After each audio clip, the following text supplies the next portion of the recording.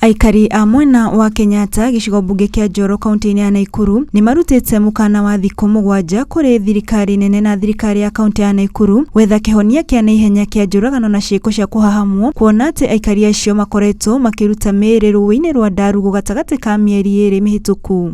Aikari acio maugite ati gatagati ka mĩeri 2 ni marutite mĩĩrĩ ya atumia 3 na mũndũrũme ũmwe ũrĩa ũramacũngĩrĩria kurenga nyeki gĩtina-inĩ kia rũĩ rũu nĩguo kũgirĩrĩria ciĩko cia kuhahamwo na njũragano. Majina yangu ni Reverend Wamugunda, na kwa hivyo sisi tuko hapa, wamama, wazee na vijana zote, ili tuweze kufyeka mahali hapa tukakirie kabisa, ili tuone kama usalama utarudi.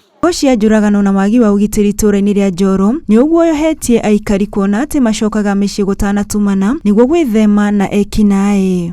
Hatuwezi sasa enda kwa sababu tunaogopa hii barabara. Kuwe mchana, kuwe usiku, kuwe masaa ngapi tunaogopa.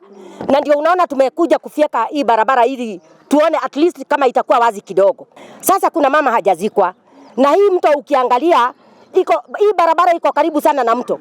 Mimi nina shida na hii shamba iko hapa pahali mnaona, kwa sababu hii ni kama public land, lakini ni kama sasa wakora wanajificha wapi hapa. Aikari a gicigo kiu ni matetete ni kugondorera hari wira kwa maabitha ugitiri na maabitha barithi, kuona ati hatiri ona umwe uria uratabania ciĩko icio ikitio ngono, makiendekithia ceceni ya barithi ya Sunrise ĩrĩa ĩrĩ mwena ũcio kũhingwo.